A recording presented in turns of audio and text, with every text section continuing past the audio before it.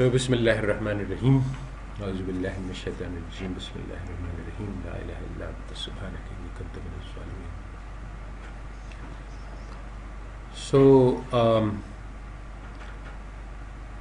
basically, Polanyi's book is structured in a strange way, which I've followed the pattern that we start by World War II, then we go back to prehistory, and now we study the heart and essence of Polanyi's book, which is how did the market society emerge and what effects did it have.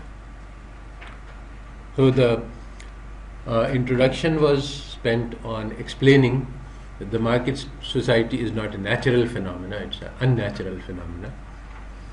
And now we study in more detail what is a market economy. There are actually two concepts. There is the market economy, which is characterized by the fact that markets are the central mechanism for production and distribution of goods.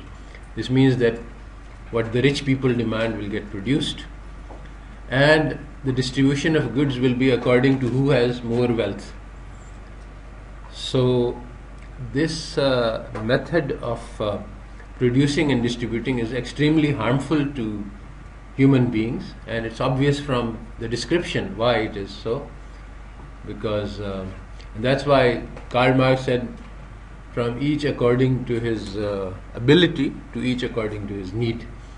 So even that is not true of the market economy, that people get according to their abilities. Actually, it's people get according to their wealth, and wealth is not actually according to the ability, because most wealth is inherited wealth. So one class of people get everything without having done anything to deserve it, and without actually doing any labor, because the wealth generates income by without any providing any service to society.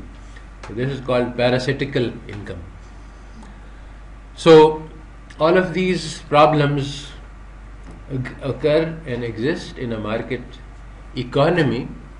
A market society is a society which is shaped by these market relations, that if the rich people can produce everything, then they will also produce the educational system, the theories, the novels which show the good characteristics and the bad characteristics, and so ultimately you get to a situation where everything is for sale, because that is the thing which is best for the wealthy. So market society is driven, and politics will also be done so as to accommodate the wealthy. So today, for example, in the USA, sometime in 2007-8 or something, 2010 maybe, a law was passed which everybody said is the death of democracy, because basically it was argued that corporations can give any amount of money to any politician. So basically it was legalized bribery, and that law was passed on the basis that giving money to your candidate is like freedom of speech, and corporations are also ruled to be persons, so they also have freedom of speech, so there are no limits. So one of the richest men in the USA, who actually controls the politics, he gave about $1 billion to all candidates, whether it's Democrat or Republican, doesn't matter. So whoever wins, they are in power. And you can easily prove, and many people have done so, that if there is a law in which the public interest, the interest of the vast majority of people, conflicts with the super rich elite, the law will be made in favor of the super rich elite. For example, all of this gun lobby, and everybody, the vast majority of people don't want guns, and every day they are having killings and shootings, but you cannot even mention the restriction of guns in the Congress, because the gun lobby is so strong. But why is the gun lobby so strong? Because it's part of the arms manufacturing industry, and the arms manufacturing industry is the biggest in the world. They sell the maximum number of arms. This is why there are so many wars in the world, because they try to sell arms to both sides, and they make money in wars regardless of who wins or who loses. So this is what the effect of the market society is.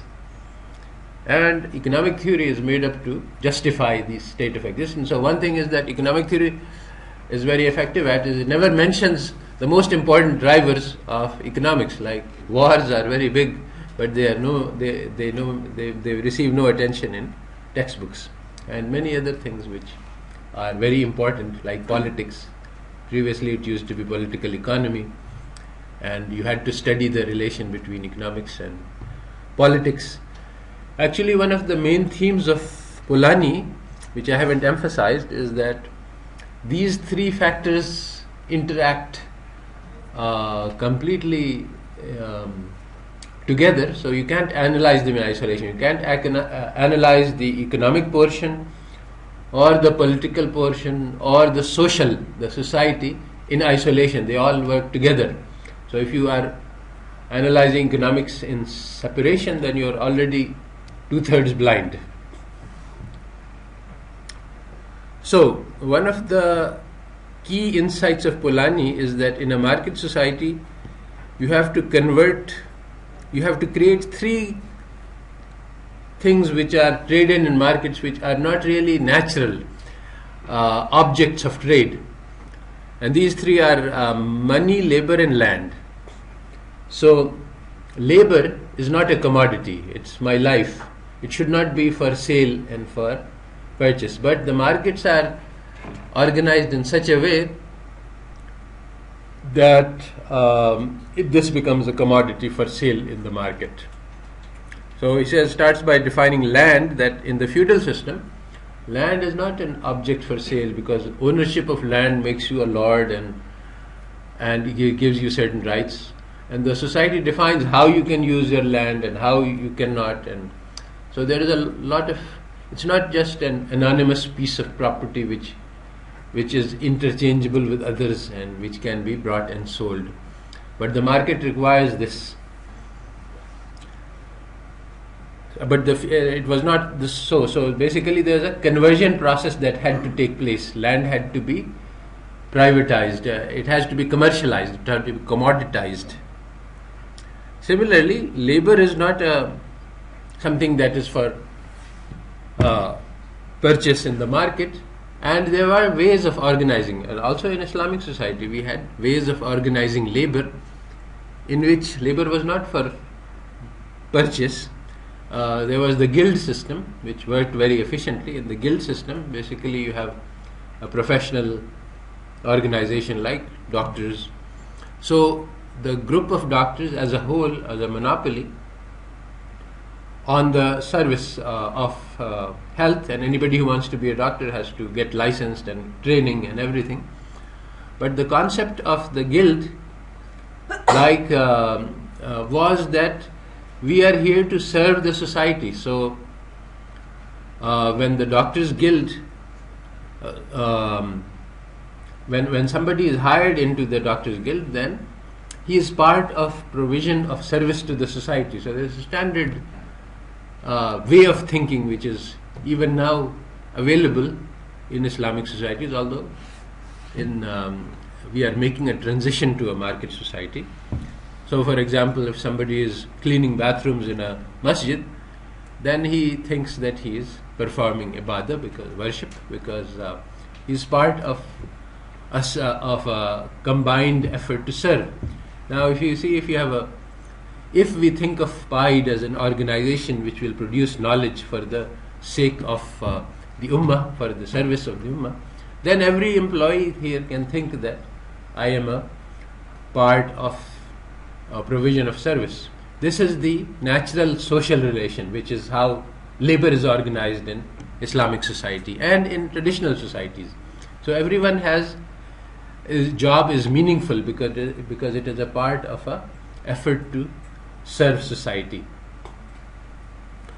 But now the market society changes this. It says, no, you're not serving society. You are just here for the money.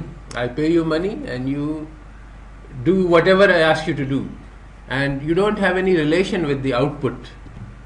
because your job is confined to doing your task for the money. So you are basically it's privatization. You cut the person off from the social consequences.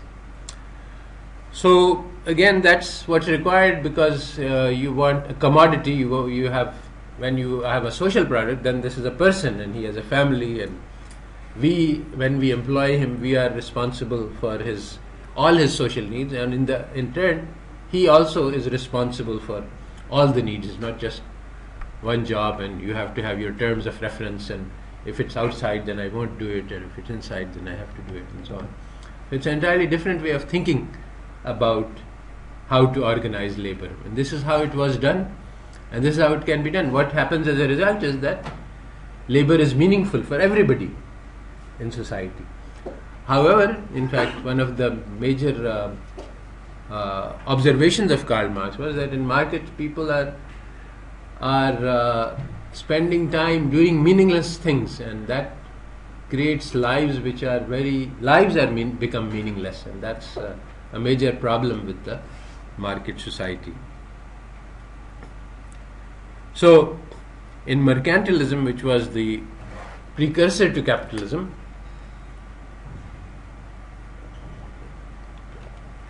you see the standard history says that mercantilism was a wrong theory about economics. This is not true. Mercantilism was a right theory about its own type of society. The society itself changed, so the theories changed. So mercantilism was actually the product of the era in which transition was being made to commercial society, and as we said, the driver of this change was the organization of city-states into nations. When you had city-states, they were self-sufficient. There was very little trading, and trading was considered bad because basically trading interferes with self-sufficiency.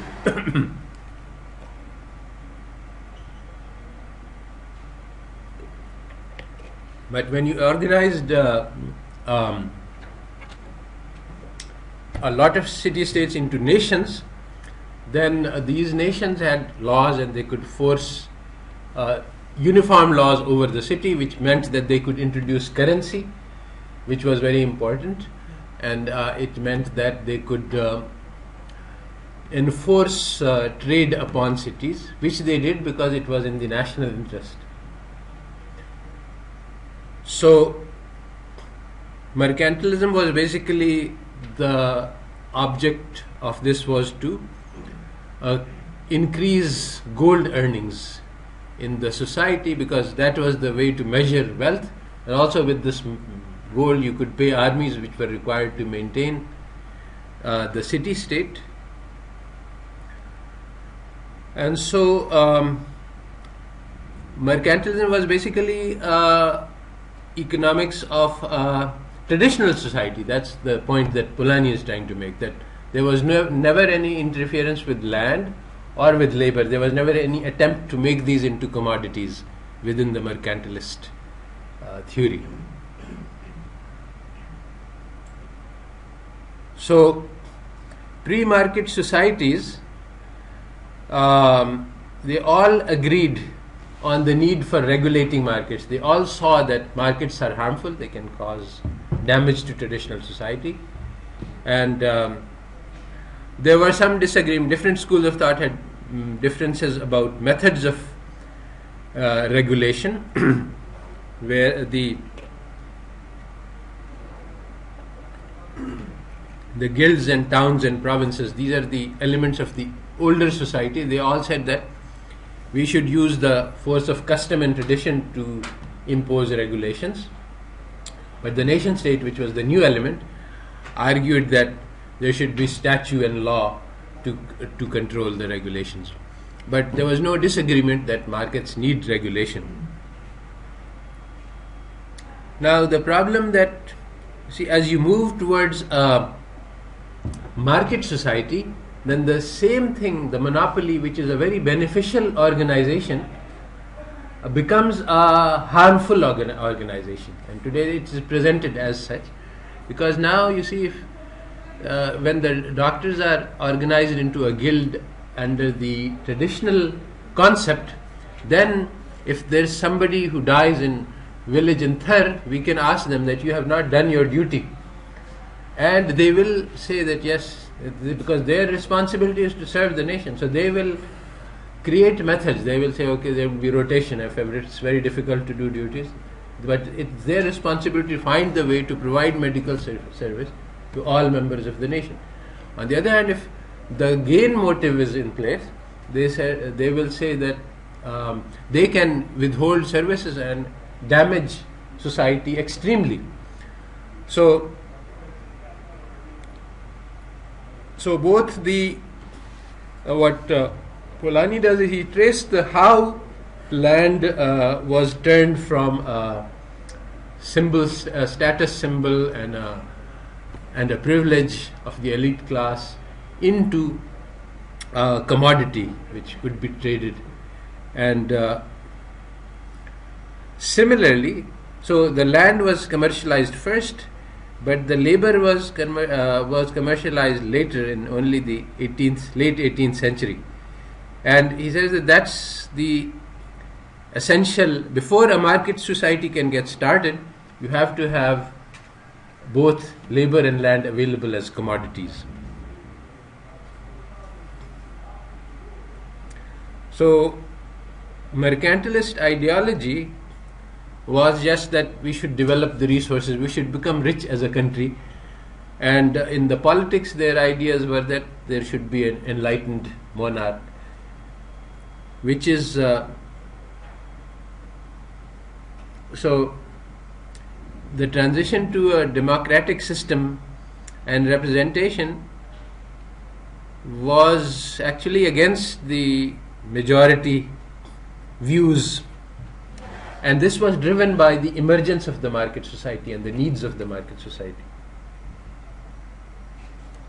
But under market system, under the mercantilist system, one very important element of the transition to markets was carried out, and that is that large-scale markets got established and within a country, and they became very important to the economy, and the concept of trading and selling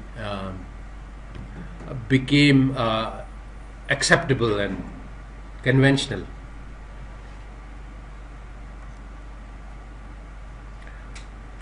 So this was one very important element which helped in the transition from the pre-market society to the market society. So he writes that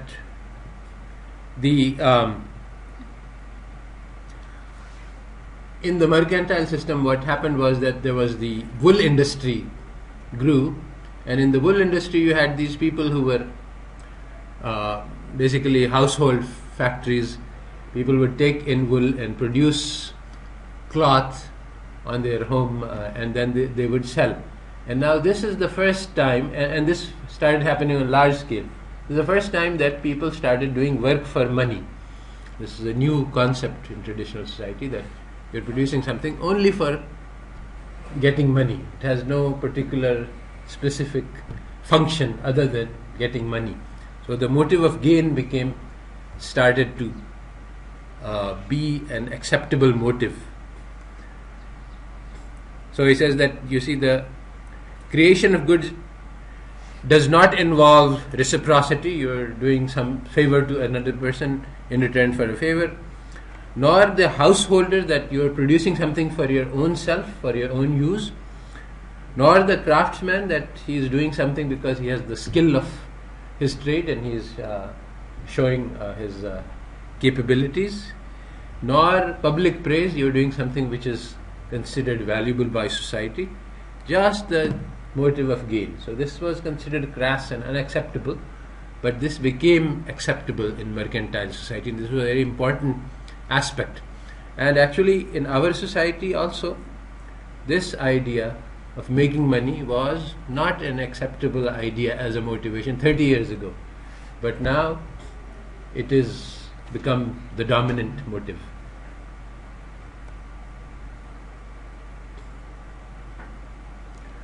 So in this mercantile society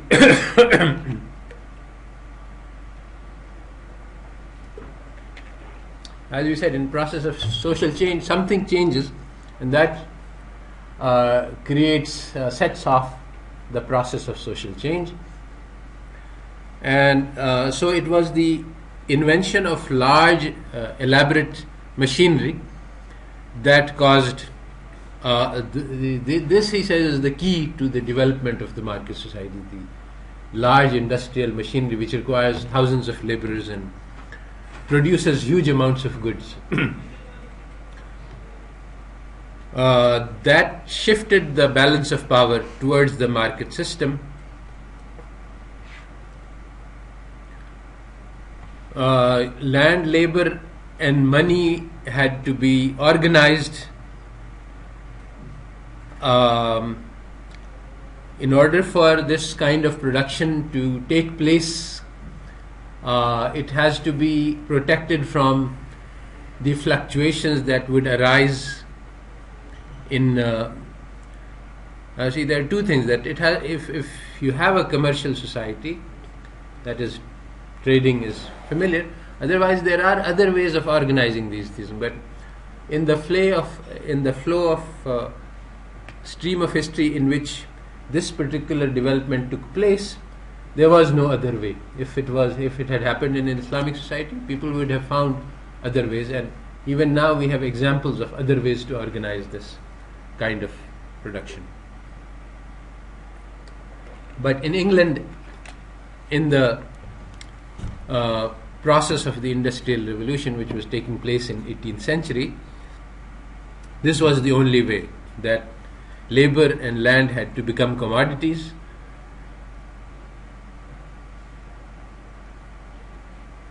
And basically he says that in market society, this fiction is essential.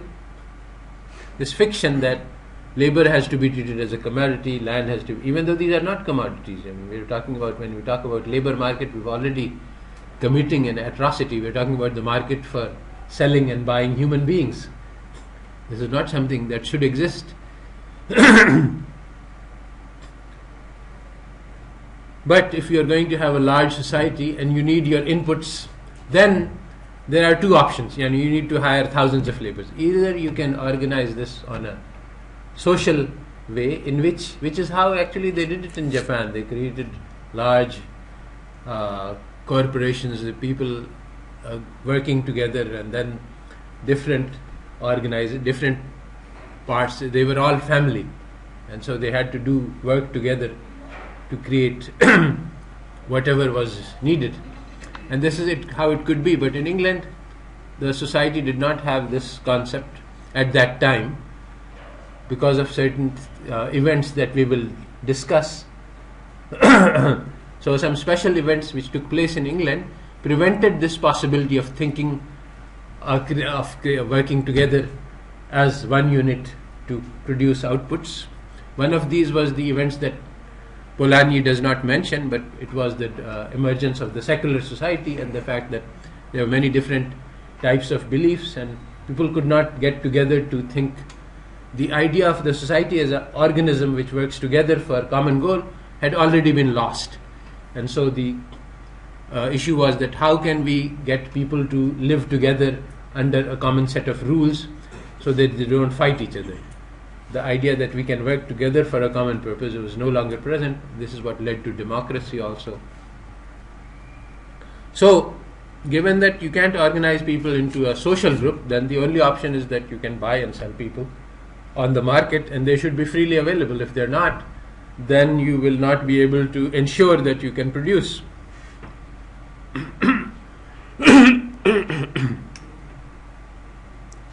So basically Polanyi foresaw that if you turn a human being into a spare part, then you destroy the social component, you destroy society. And in fact, the creation of this job which every man must go to, it takes him away from his family. And if it is, you see, something, if it's a social aspect that, okay, I am going to do my duty to my country, then the family can participate. But if it is just that this is I'm going to plug into a machine and become a part. And in fact, this is the purpose of a modern education. It is to smooth out all of the irregularities in the person and to make them into interchangeable parts of a machine. They all have exactly the same set of skills and they can work with without having any personality. So he said that, okay, that destroys society. And similarly, you see, if you yes, this is exactly what Polanyi is saying, that if you make a man into a labor power, then the physical, psychological and moral entity of the man who is attached to this labor is destroyed. And people would die because they would become socially dislocated. Now, if you are just a piece of labor, then you don't have an identity, you can do anything. There's no morality attached because you are selling yourself for labor, money, and so you can buy anything for money. And similarly, when you treat land as a commodity, then all of its miraculous characteristics, that it relationship of man with land, all of this is lost. And similarly, the third commodity, money, is also a problem because the money commodity has to keep pace with the needs of the business, and that creates many kinds of problems, business cycles which are still with us. How to regulate the quantity of money so that it satisfies the needs of the market society. This is a problem which has never been solved until this day.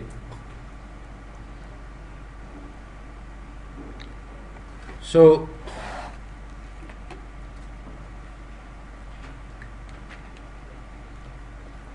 basically a transition was made to a market society, and just like you see when the transition of privatization that took place in the 17th century was made, whole villages were destroyed, and basically a lot of people who were living normally, it was like a war actually. It was actually what England did to their own poor was just a practice for what they did all over the world later on. And that is one of the elements, that they had already done this and they had experience, and they had destroy an entire society. I mean, they had their own people who were living in villages, and when privatization took place, these people just became detritus. So he says that the same thing happened again in the Industrial Revolution, where the changes that took place were awful beyond description. So one episode that Polanyi thinks was crucial in the development of the market society, because you see, market economy is a collection of relations of production, but it has to go together with a collection of ways of thinking. And so how did these ways of thinking emerge that we will describe, that were so cruel towards their certain aspects of their own people? Well, this was, he says, effect of the Speenhamland laws in 1795. In 1795,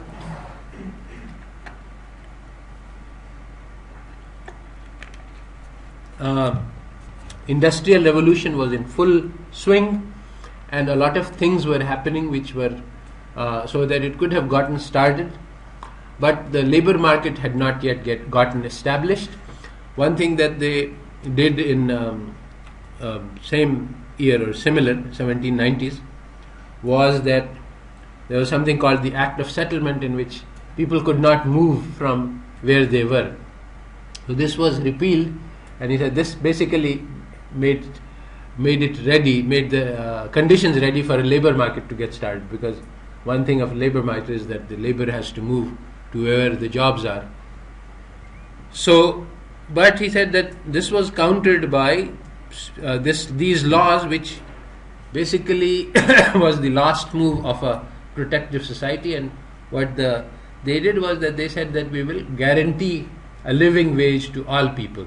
So if the amount of bread is They tied the amount of money that a person was guaranteed to get to the minimum quantity required for a living. And he describes that there was a class in England which was trying to protect the traditional society, and they saw that this is about to happen, a catastrophe is going to hit the people, and they protected the society against this by providing in the standard mode of a traditional society to make sure that everybody would have a living wage.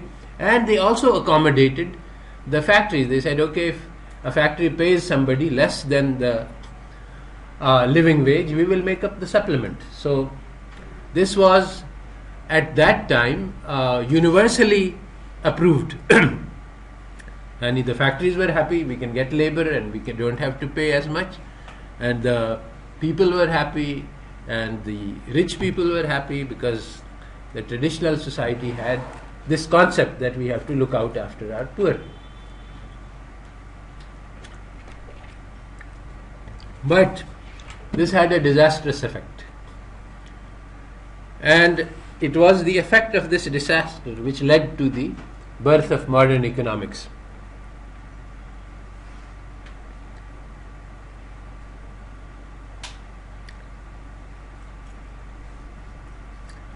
But it didn't work as expected.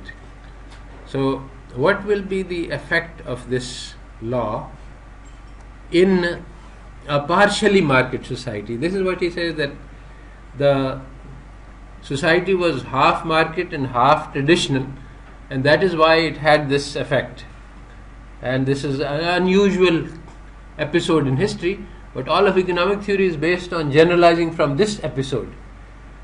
So what happened was that, as we know from many contemporary descriptions, that the conditions in factories were horrible. And so if somebody is guaranteed a living wage and there is no social motive to work, then what will he do? Not work. So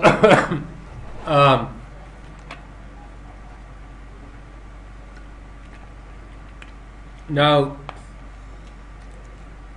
for the person working in the factory, there was an incentive to quit and get paid. Now they get wages. However, he says that it didn't work like that, because this was a traditional society, and people had this concept of dignity of labor, and people did not want to receive benefits from charity. So because of this, the system worked for quite a while. If it had been a true market society, remember that the market society, the labor theory that we read, has marginal disutility of labor, not utility of labor. Whereas in a traditional society, labor gives meaning to life, and people work without wages for the service of society. So what started happening was that the productivity of labor began to sink, because if you force people to work, and that was built into the system, that okay, if somebody is receiving benefits from the county, then he can be assigned to work, and so people would be sent that okay, you go and work at that factory or work. But this is called pauper labor, as everybody can imagine if they haven't experienced it, that these people don't put in all their effort. So if something with the serious laborer takes one, then it takes 10 people to do the same job if they are just doing it out of duty.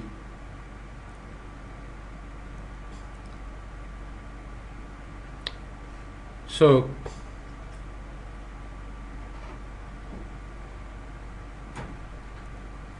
even though it was very popular, it had very unexpected consequences. So this basically put the brake on the industrial revolution, because the labor market, which was about to get started, could not get started with this law which guaranteed benefits, living wage to the laborers. And basically the thing was a motivational disaster. And what happened was that slowly and in a way which nobody could figure out what is happening, because this was a new phenomena. Market society was trying to get started, but it didn't work because the productivity started to reduce, and the factories couldn't find their laborers, and then those who were laboring were not producing according to the levels required.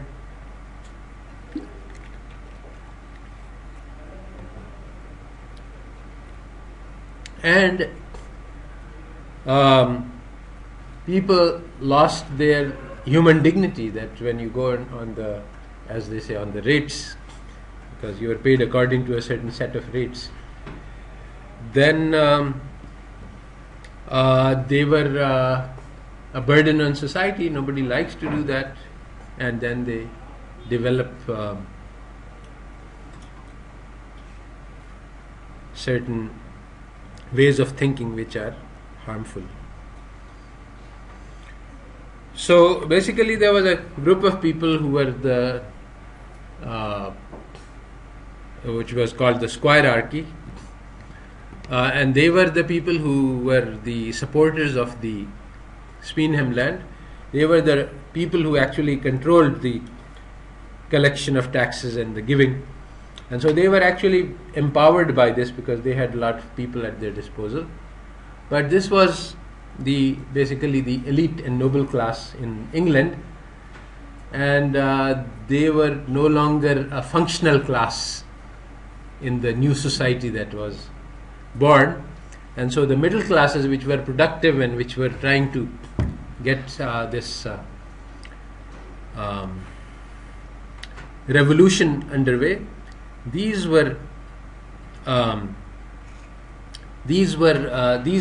acquired power, and they came to they gained the votes in the election, and there's sort of a simultaneity between the economic system in which the power was shifting from the old landed aristocracy to the new emerging merchant class. And the merchant class came into power, and they repealed Speenham law. You can say that 1834 is the start of capitalism in England, because the Speenhamland law was repealed and a labor market was set up, and the idea of paternalism was understood to have failed, that we cannot protect our poor from the ravages of the market.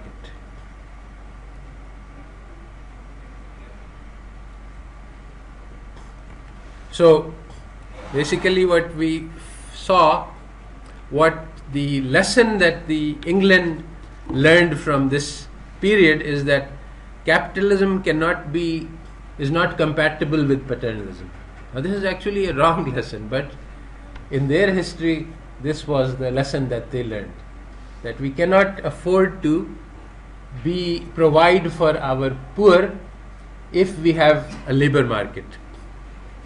The market system requires people to sell their labor for money, and conditions of sale are very bad. The only way that the people will do that if the alternative is to be hungry and to die.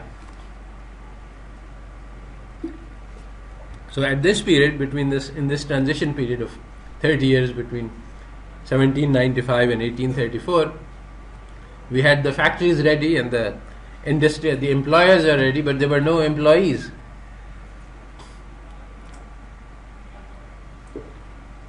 So over this period, there were two possibilities. Either we destroy the machines, so we go back to the old society. This was actually a very strong movement of the Luddites, and that's famous, that this progress is harmful to society, destroy these big machines and we will have our natural society. Or you create the labor market. So this is the two things, and actually from a social point of view the destruction of machines was better, but the power required the other choice, and that is what happened. So mankind was forced onto this path of this experiment.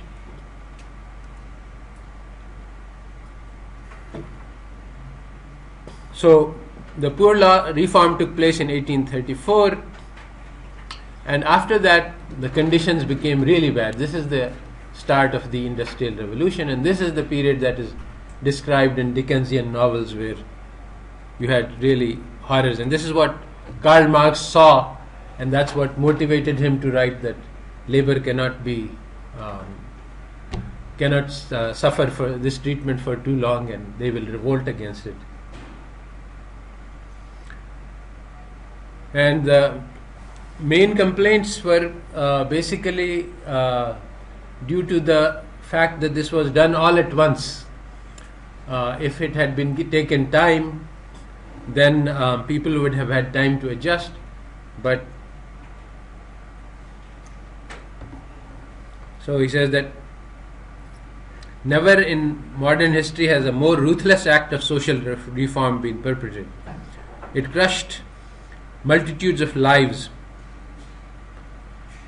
Basically, psychological torture was advocated and practiced by philanthropists as a means of oiling the wheels of the labor mill.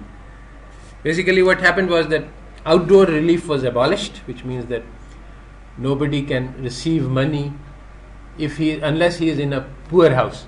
And these poor houses were turned into places of degradation, humiliation, and torture. This is exactly against the Islamic law that if you give to somebody who is poor, do not spoil this by insulting him. So this was the maximum possible insult that you could do. That all right, if somebody they agreed to provide for the poor, but only under extremely degrading conditions.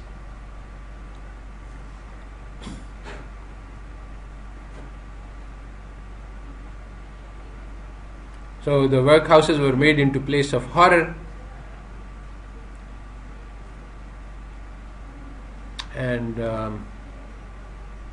everybody else who didn't want to work, they were left to their fate. That if you survive, that's good, and if you don't, that's no concern.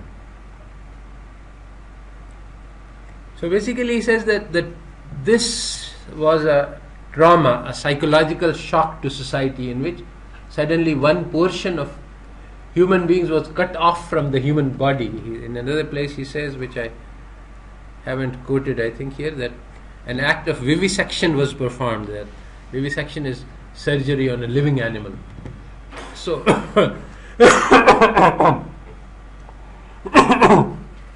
so some people of the society were cut off from society and said that okay, we have no relation with you, and if you die, that's all right. So this is and because people were convinced that this is the only way that the society can survive. So he said that this experience formed the minds of Bentham, and who was the inventor of utility theory, Godwin, Malthus, Ricardo, Marx, Owen, Mill, Darwin, Spencer. All of these people, the survival of the fittest, all of these theories come out of this experience of history. So this law of the jungle and all of this comes out from this psychological trauma that was suffered.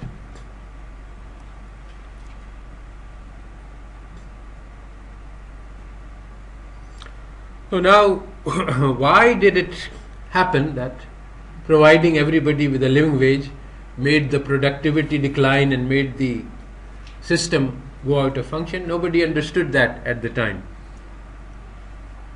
But it seemed that there was some law in operation which meant that you cannot help the laborers. If you do that, even those people who are being helped, they are harmed by it, because they eventually went into this mode where they were receiving money and they were not valuable members of society, and so they were psychologically destroyed by this.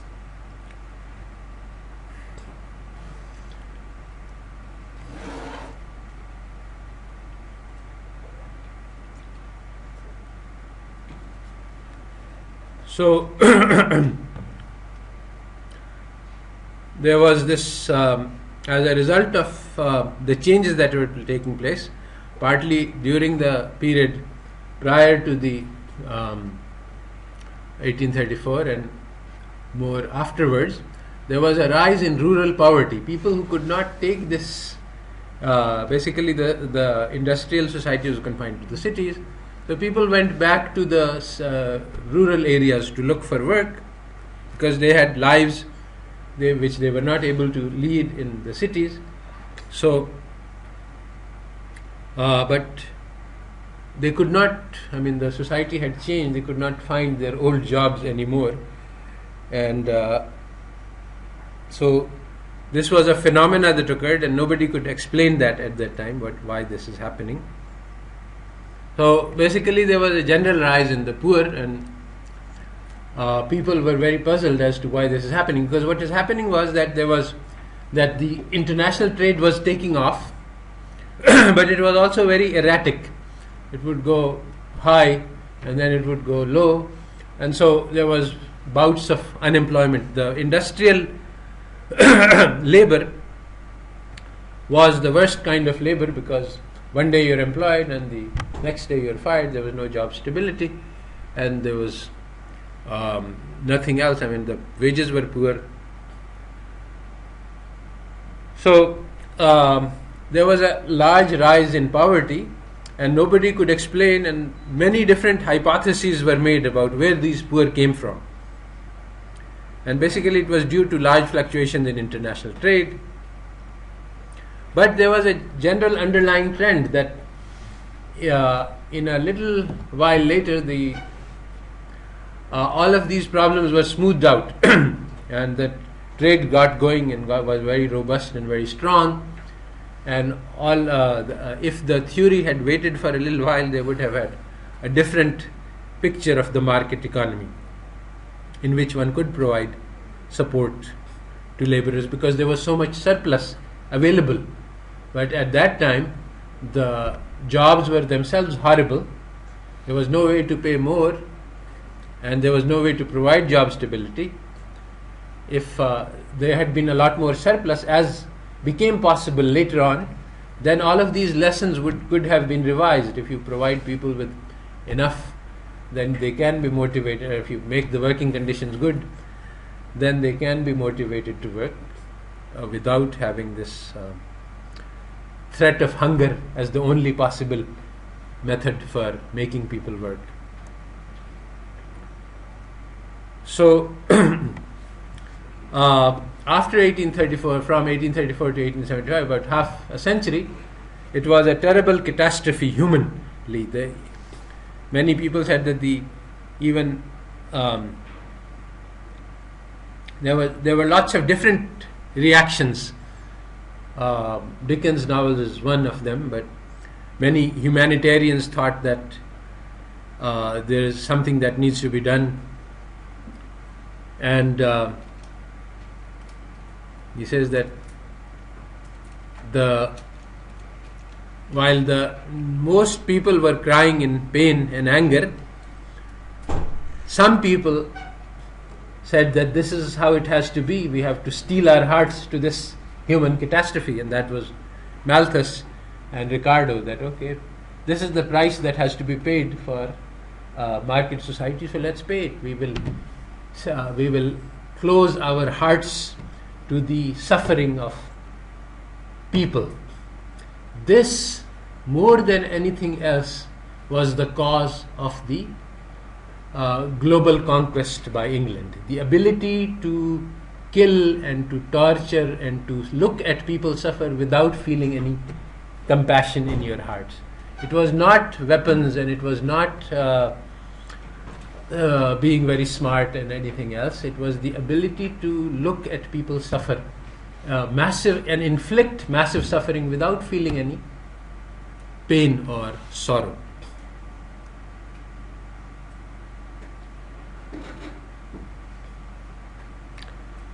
So at that time, the economists were trying to figure out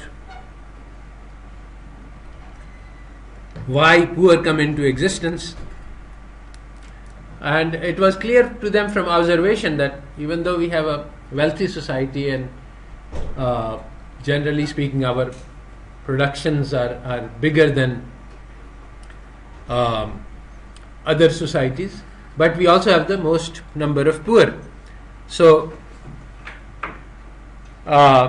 many people thought that this is a natural accompaniment of progress, that as we progress, the number of the poor will increase, because they didn't have an understanding of the economic laws which were changing at the time.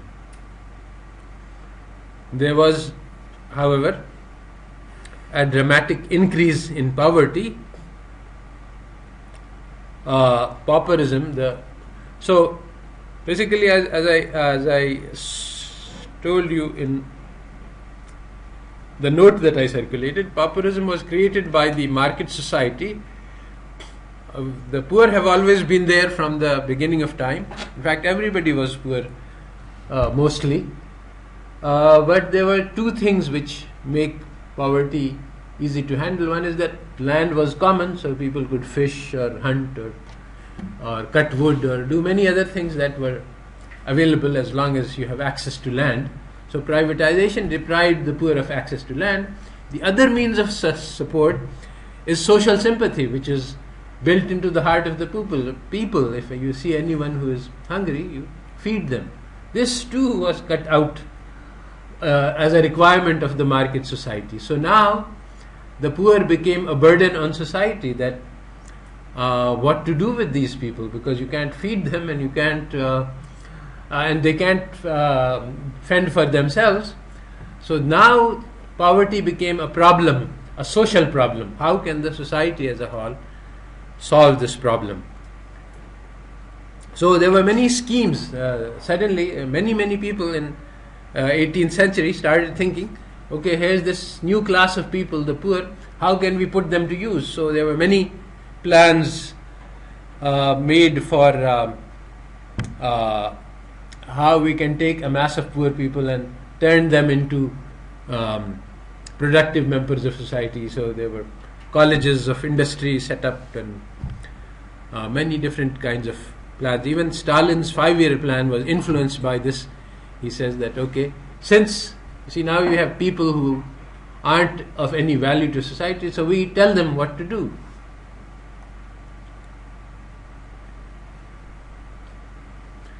So there was a lot of schemes for social engineering. There was agreement that a large population is needed, that it was not true that at that time that people were afraid of overpopulation. Everybody wanted more people because a society requires more hands. And there was agreement that the poor are a necessary component. We need them to fight wars and to do dirty jobs. But what to do about the excess? This was the question that was debated at that time.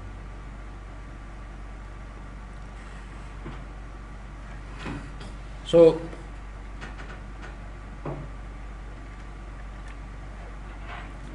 economic theory was born in this time where there was this excess labor around. And so all of the Marx and Ricardo agree that wages will be subsistence level, because when there's surplus labor, why will we pay more than what is necessary to survive? But the only way to get subsistence labor to work is that the other people should be hungry. If you provide everybody with a living wage, then nobody will work. And that's the basic. Because if work is a disutility, it's not a social service, then this is what will happen. So in this period of transition, there was a confusion, because people worked out of a sense of duty that I should be a useful member of society, and the transition to market society was taking place. So there was mixture of motives. The gain motive had not become dominant in the society. So Malthus, Ricardo, Mill, they all formulated economic theories in this abnormal period where there was an enormous increase in human misery, and there was a very sharply defined period of transition which finished very soon after the market society got started. There was an enormous increase in prosperity, and the money became available to provide for everyone in the society.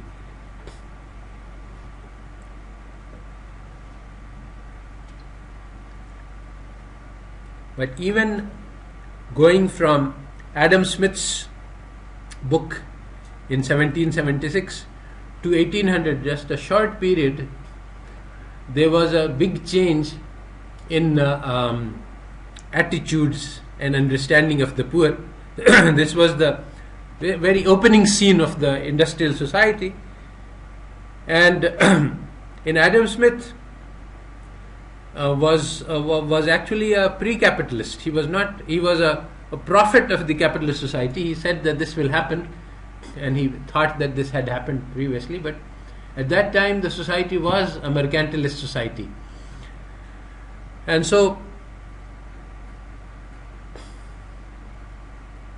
he was a humanitarian. And many people have recently dug into his work and found many things which actually contradict the capitalist philosophy which is being propagated in his name.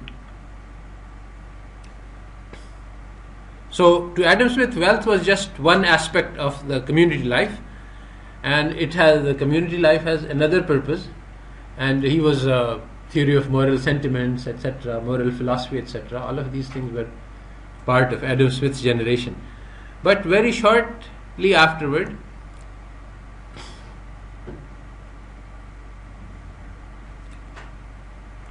the key contribution of Smith was that he foresaw that wealth is going to be the most important thing. So the Wealth of Nations is a prescient book, that in the sense that it foresees what's going to happen, and that's why he is known as the father of economic theory in the West, because he saw first, before the others, the role that wealth would play in a capitalist society. But for all that, he is taking economics as being a part of a social sphere and within the political sphere. And he is an optimist. This is the key thing, that he thinks that wealth and progress will take place and will bring prosperity to the whole society. This was the big difference which occurred between him and later economists, that prosperity will occur, but it will take help only the rich. So the key story that is became the basis of modern economics was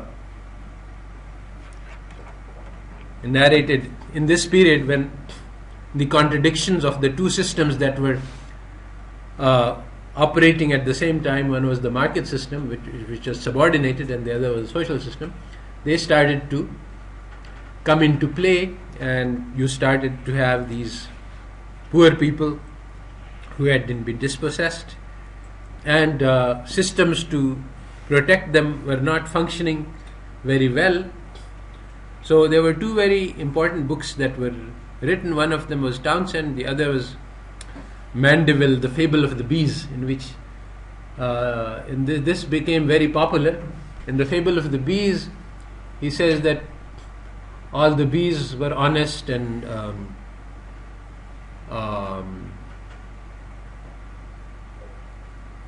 it turned out that the system didn't function. I've forgotten the details, but basically it turned out that if you have cheats and crooks, then they allow the system to function. This was his take, that basically the standard social values will cause industrial collapse, and so you have to have immorality in order to allow the society to function. You have to have yes, I think this is the key thing, that people have to be driven by greed. If everybody is self-sufficient, then nobody will do the work, and so the society will collapse. And if somebody is greedy to make money, then he will go and do the work and earn money. So this was the key. But he says that was not a very that became popular, but the real thing that was more important was the story told by Townsend. And he said that on an island, which turned out to be mythical, there are two populations. There are goats and dogs, and basically when the the dogs are few, the goats become prosperous and multiply. So then the wild dogs start eating up the goats, and they grow prosperous and multiply, and the goats grow few. And when the goats are few, then the dogs start dying from hunger. So basically, this is the system. This is a natural system, a biological system, and this is where this idea of survival of the fittest came on. It says it drives. The system has benefits for everybody. When the population of dogs is large, only the most energetic and the best dogs manage to find the goats. And similarly, when the population of goats is large, then the weak goats get eaten up and the stronger goats survive. So this system is the way that, and the availability of food regulates the species. Hunger is the last driver. So this was the theory that was adopted by Darwin, by Malthus, by Ricardo, that hunger is the main motivator of human beings, and unless you have the labor market, people motivated by hunger, you won't have a labor market, you won't have an industry, you won't have production, you won't have society. There's no need of laws or government for regulation, because the market will self-regulate.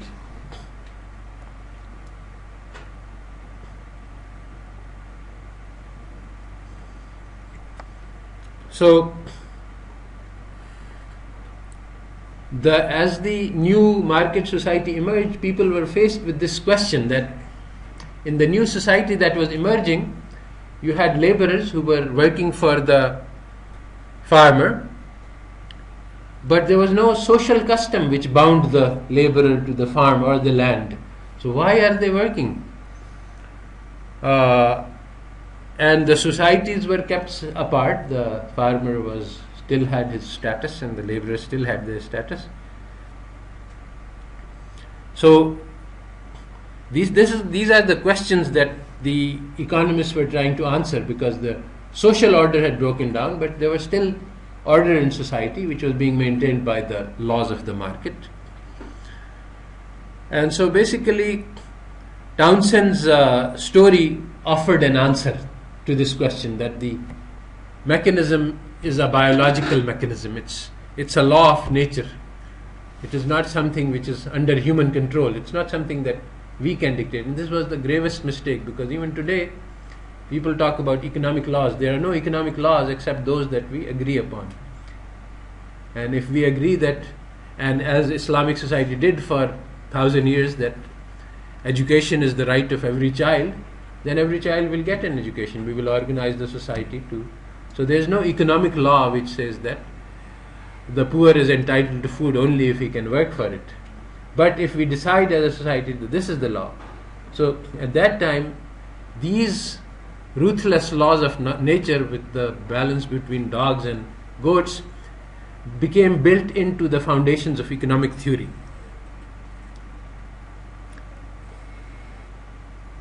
And so this idea became widespread, that among you can find many different leaders in politics and in economics, leaders of thought who, and Malthus of course said this explicitly, that the society can only function with cruelty to the poor. Edmund Burke, who was a major statesman and a lawmaker in England at that time, he said that if we affect to pity the poor, yani pitying the poor is not a natural thing, but if we pretend to pity the poor, then this is actually who must labor, or the world cannot exist. Then we are actually playing with fire, in the sense that if you actually go out and do this, you will destroy the whole society, the basis of society. So don't do this.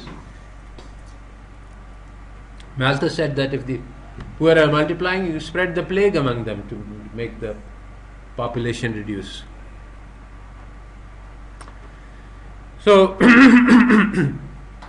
social engineering was an unrecognized important component of the Industrial Revolution. The idea that we must be cruel to the poor. And the Industrial Revolution was driven by technology. This is something which is not understood. It was tinkerers, people who, a mystery class, which you might say, that created the industry. It was not the scientists. It is often the story is told that it was the discoveries of science, Newton, Galileo, etc., that created the Industrial Revolution. That is not true. Science did not get a role until much later. Basically, chemistry was the first thing that came in, and it came in much later. And then other sciences came in to participate. But it was way after the Industrial Revolution had gotten started. And so it was basically low machine level tinkering that led to the Industrial Revolution.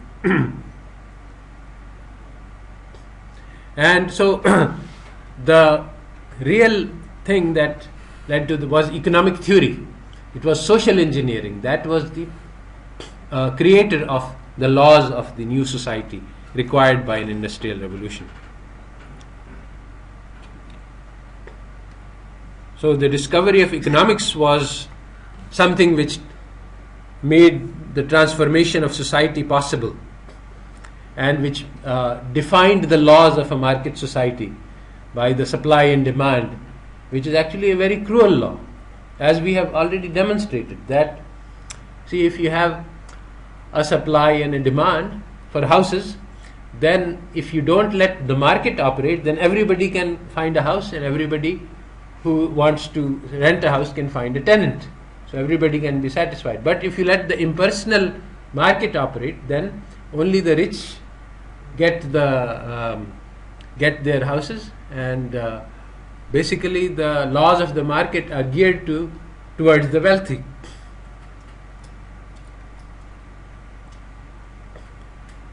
So at the time that the market society was emerging, the major job that was done, but it is hidden in the Western history because West is very materialistic, so they only look at the material causes, but actually it was the ideological component which was more important. So on the one hand, there was this secular theory that was emerging. At the same time, Christian morality was being adjusted to fit the new conditions. So there was this famous woman who wrote stories about Christian morality. Hannah More is the name, and this is just an illustration of the kind of preaching that was done. So this was a story about this 9-year-old who went cheerfully down to the pits with her brother and worked to extract coal. Her father dies in front of her eyes, but all she wants is that, okay, give me a better job. And then people recognized her as a heroine because so she got a better job. And the moral of the story is that no matter what the conditions are, you can have some degree of independence, and you can practice being noble and virtuous. So this is why Karl Marx said that religion is the opium of the people, that religious teachings were being distorted into accepting zulm. And so these teachings could actually prevent people from recognizing injustice and trying to act against it. So at that time there was a utopian philosopher called Owen. He ran the only successful alternative to the market economy. Many people tried to organize laborers into units which would produce, but they could not do so because basically the rules of the market society require this kind of impersonal relationship. Owen was successful because he did social engineering. He ran factories for a purpose. He said that, okay, we will get together, we will work together for a common cause. What we will do is we'll try to help others. So on this cause he could unite people and he could get them to work. So the motivation factor was correct. In many other places they tried, but in a market society you have to have exactly the right setup where people are, if they don't work, they will be die of hunger, and when you employ them, you give them enough to compensate, to keep them working. So it's a very delicate balance of motivation. In fact, in communism, you had, when you organized communes, you had very severe motivational problems, because there was collective output, but it was going for the state, which was not something which the people were invested in. So in both China and in Russia, there were serious problems in getting the communes organized. In China, they solved this by providing some private incentives in addition to the communal work. So most experiments along these lines failed, because you have to find a different motivational structure. Owen's experiment succeeded, showing that it is possible to organize situations. And we have examples in Pakistan. We have this Indus Hospital, for example, run entirely on charity without any fees. And there are many other organizations. AD is running a $1 million enterprise based purely on giving to others, not on taking. Many other organizations exist within, like the organization Tabligh. Everyone is working on his own without any compensation, wages. So it's possible to organize societies, and Islamic societies were organized on the principles that are very different, radically different from market societies. Gain is not the primary motivator, and hunger is not the primary motivator. So after the market economy got established, then this social experimentation, how to organize the poor, ceased.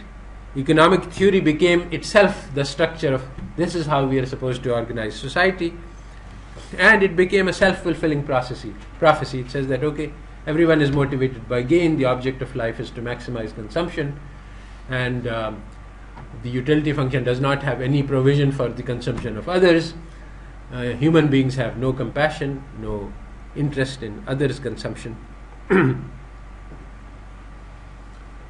So these economists thought that there is an iron law of wages, that there have been subsistence, because they saw the theory was formed at the time when they saw that the prosperity increased a lot, but the labor wage did not. So they thought that the subsistence wage is an iron law, which turned out later to be wrong, and they were motivated in different ways by the misery of the labor class. Malthus by saying that kill them off, Ricardo wanted to use them, and Marx wanted to create a revolution for them. So there were different kinds of attitudes towards the poor, but the poor class was a motivator of the theories of all of the people at that time. So economics was formulated in a period where there was a huge amount of confusion because of transition between two systems, and it became very fundamentally confused about many issues. If you read Ricardo, if you read these, you can't figure out what they are talking about, because what they are talking about is not well defined and is undergoing change. Hopeless attempt to arrive at conclusions about loosely defined terms. And he says basically that it was impossible to create a theory at that time, because the system itself was changing. So there was no structure fixed upon which you could make a theory. So the third important thing that happened as at the foundation of the economic theory was that it was taken to be a natural system, like it had its laws. It was not thought that we can tamper with the system. This is very important about the free market theory. So economic society was founded on the grim realities of nature. If we disobeyed the laws, then people would starve to death. Yes, this is the creation of a labor market was an act of vivisection performed on the body of society. And this was why, how could they do that? It was only because they had a very strong faith in economics. So this is also a very important part of the Polanyi story, that not only do you have this economic theory, but you have to have very strong faith in order to be able to do such cruelty. That this is the only way it has to be. There is no other possibilities. That's why even recently Margaret Thatcher, when she was doing the same kind of thing over again, was saying that there is no alternative. So the idea that this cruelty has to be done is an important part. So we must believe in these laws of economics, otherwise we cannot watch the results. So Ricardo said that the principle of gravitation is not more certain. Yani the law of gravity is the tendency of laws,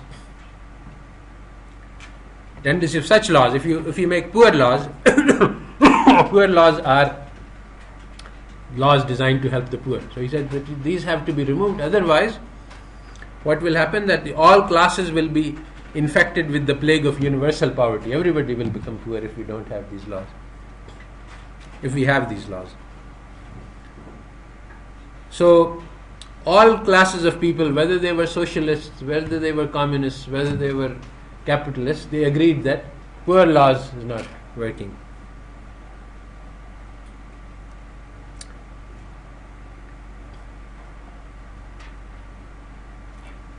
So from then on, people have been trying to reintegrate humanity with economic theory, unsuccessfully. So Marx is one such attempt, that okay, from each according to his capability to each according to need, can we create a system in which there is a humanity? And socialism, welfare capitalism, these are all forms in which we try to combine the human instincts of helping the poor with the capitalist necessity of being cruel to the poor. So Owen was one person who succeeded in this attempt. I've already discussed him. Now,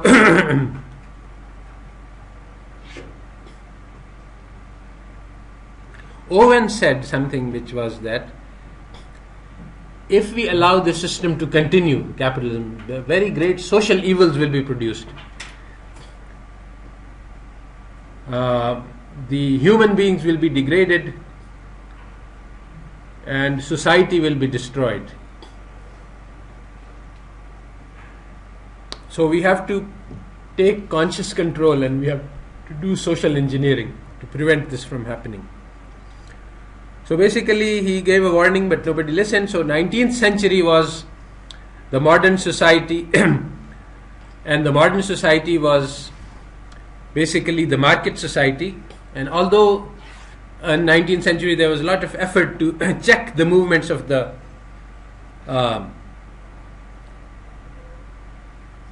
market, ultimately the market prevailed and a new way of life spread over the planet with the claim to universality unparalleled since the age of Christianity. So this religion of the market has now become the religion of the world.